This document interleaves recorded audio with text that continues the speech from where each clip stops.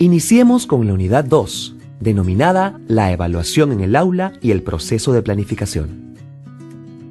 Desde un inicio, hemos visto que la evaluación formativa es un proceso. La palabra proceso es primordial y apunta a la continuidad en el aprendizaje. La evaluación formativa demanda de un proceso interactivo entre los roles de estudiantes y docentes. A pesar de ello, nos será útil considerar las expectativas y responsabilidades de cada uno de ellos por separado. Ahora veremos cómo las características de la evaluación formativa apuntan al proceso mismo de enseñanza y aprendizaje.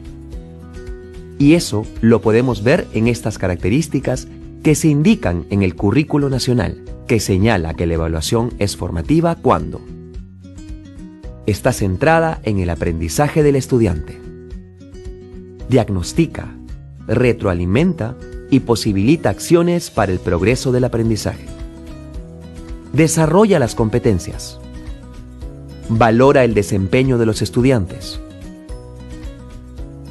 identifica estándares de aprendizaje. Y no podemos poner el proceso en marcha sin planificar lo que vamos a hacer.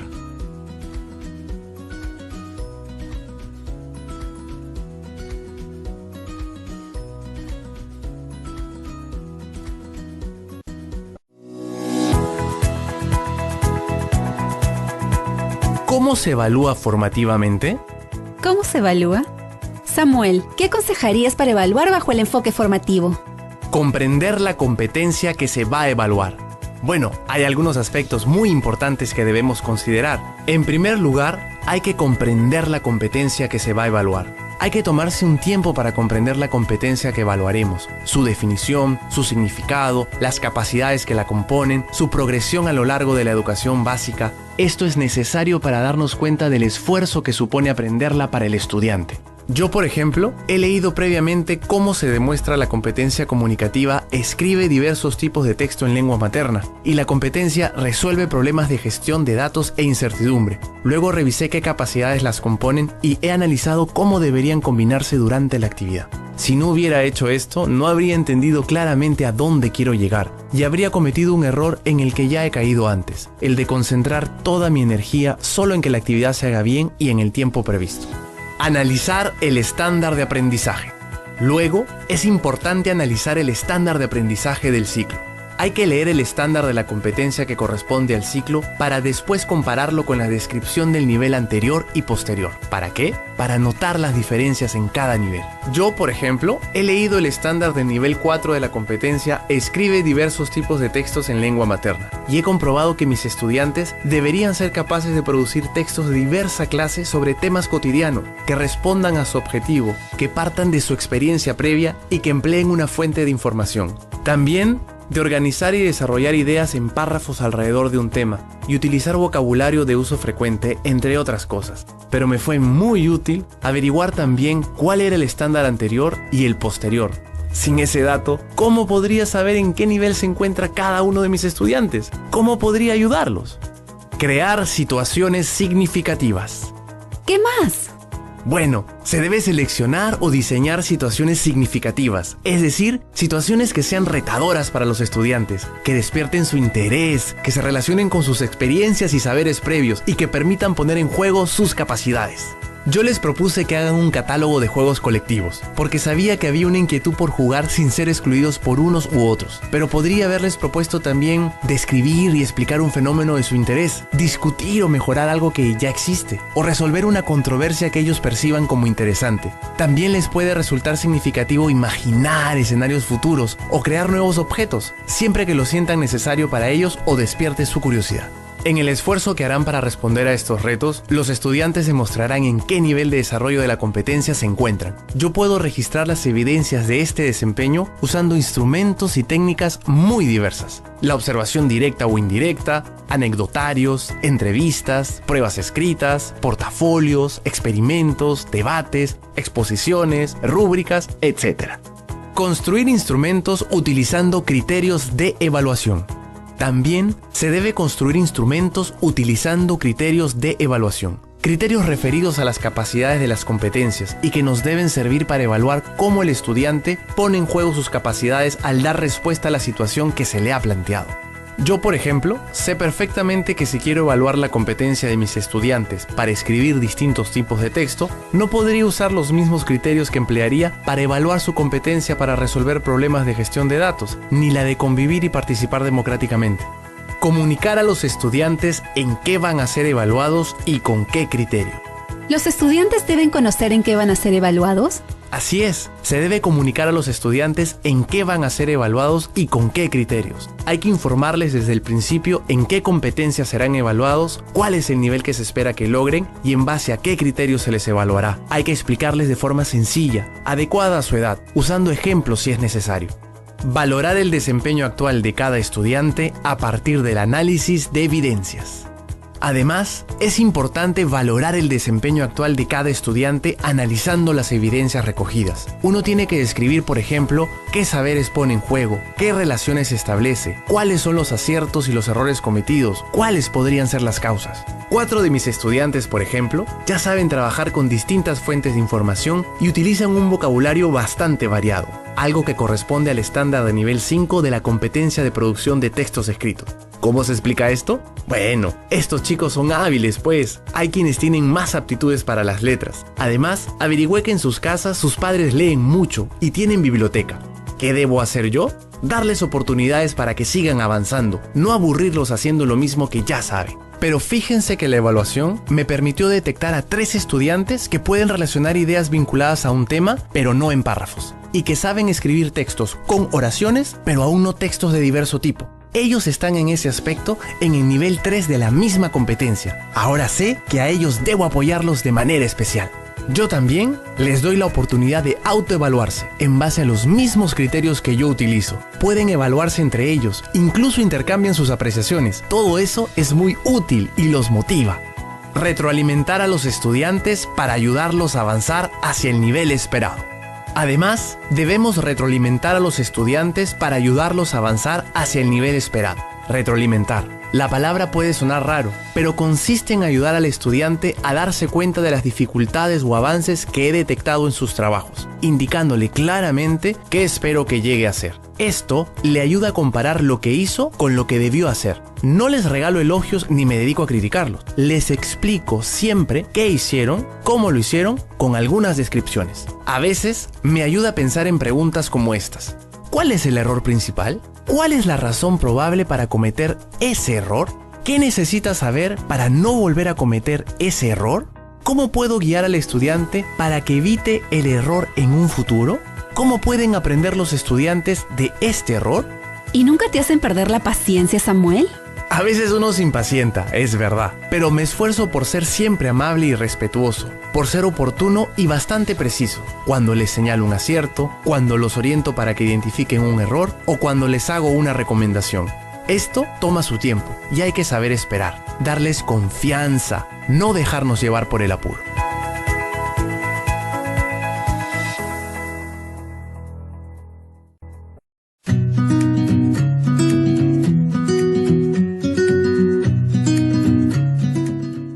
Estimados participantes, bienvenidos al último módulo temático. Comencemos el módulo con la unidad 1, denominada la retroalimentación.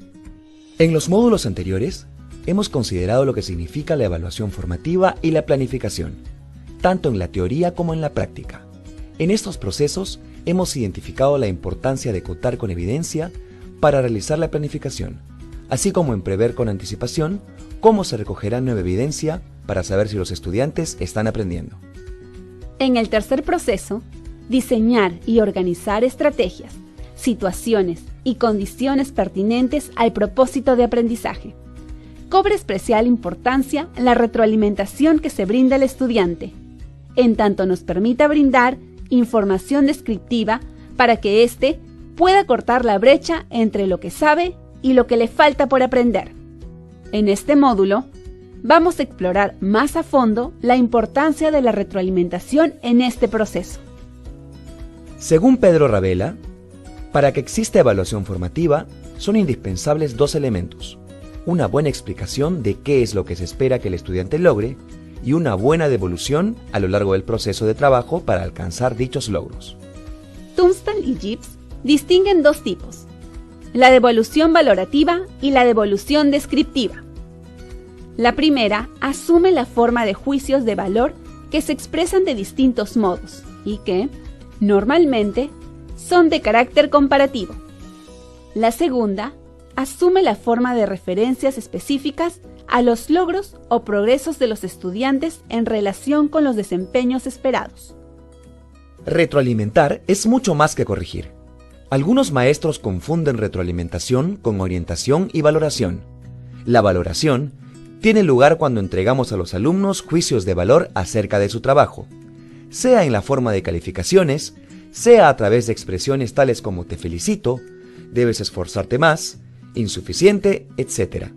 La orientación consiste en consejos o sugerencias acerca de cómo mejorar el trabajo. La devolución involucra la valoración y la orientación. Proporciona al estudiante información que le permite comparar lo que intentó lograr con lo que efectivamente hizo. Si la devolución presenta el análisis en base a evidencias, es mejor porque ayudará al estudiante a darse cuenta por sí mismo de lo que ha logrado y lo que todavía no. ¿Qué es lo que prima en el ejemplo que observamos?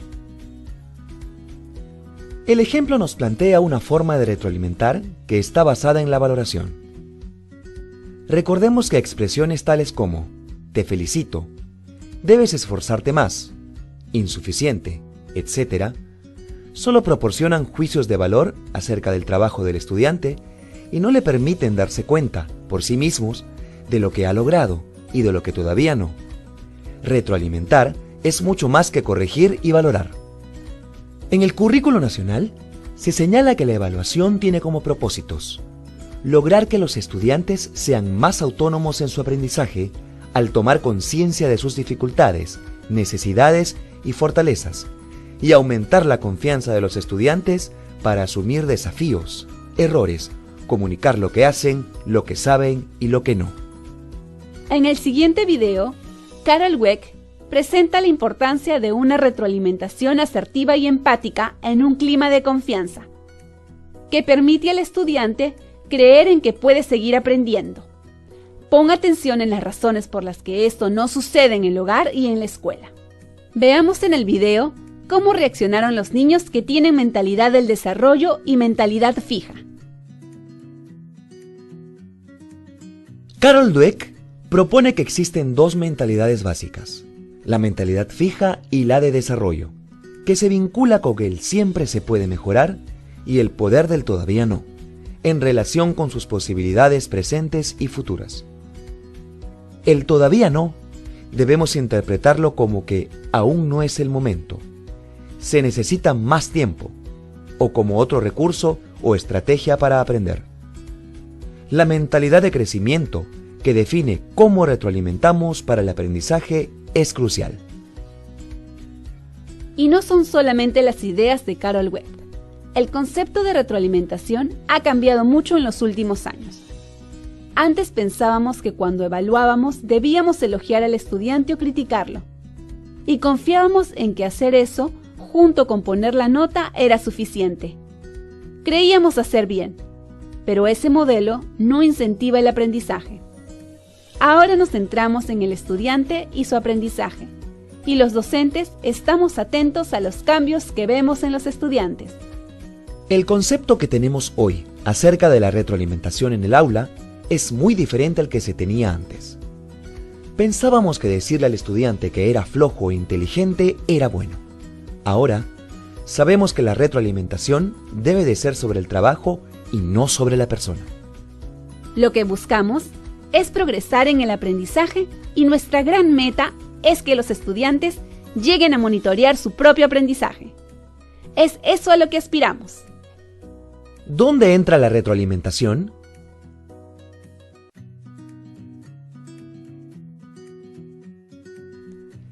La ubicación de la retroalimentación se encuentra propiamente en el tercer proceso de la planificación.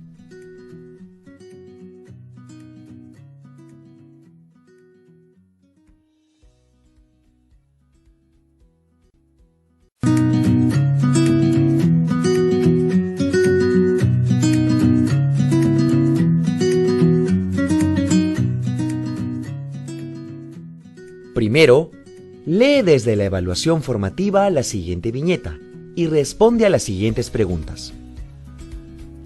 ¿Qué retroalimentación le dieron a este estudiante? ¿Qué forma de retroalimentación usó el docente? ¿Qué otras formas podría haber usado? Ahora, comparte tus respuestas con tus compañeros. La retroalimentación informal puede darse de diversas formas. Se hace evidente cuando el docente responde preguntas, proporciona sugerencias o verifica cómo están aprendiendo los estudiantes.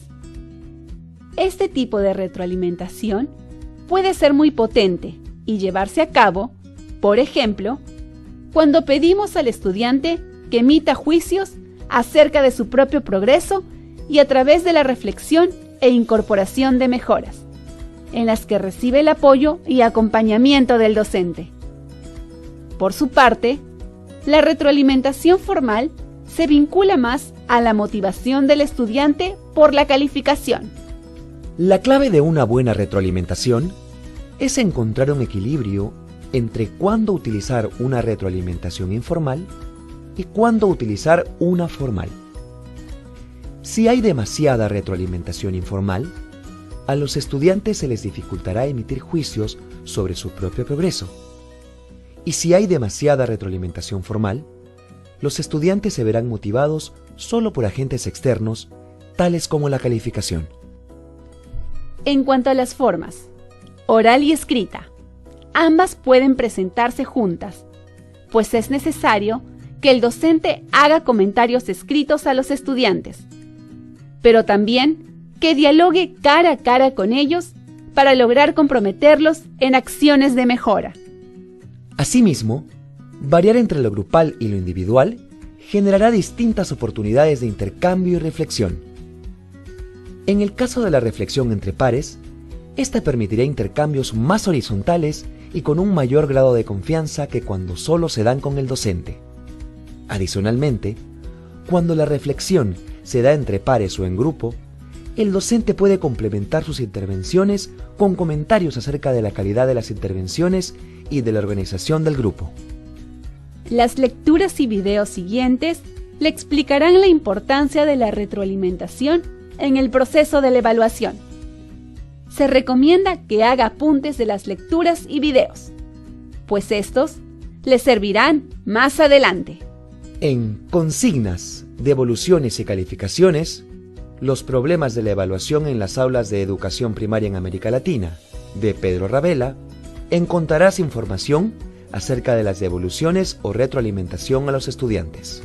El círculo virtuoso de la retroalimentación, de Rebeca Anijovic y Carlos González, contiene consideraciones para que la retroalimentación incida en la mejora de los aprendizajes. El siguiente video contiene 5 preguntas. ¿Qué aspectos impacta la retroalimentación que un docente le puede hacer a un estudiante? ¿El feedback o la retroalimentación perduran en el tiempo? ¿El feedback hace foco en el pasado o en el futuro? ¿Cuáles son los modos en los que se da el feedback o la retroalimentación de la información? ¿Qué decisiones toma el estudiante con respecto a la información que recibe? Veamos ahora el video y detengámonos en las respuestas.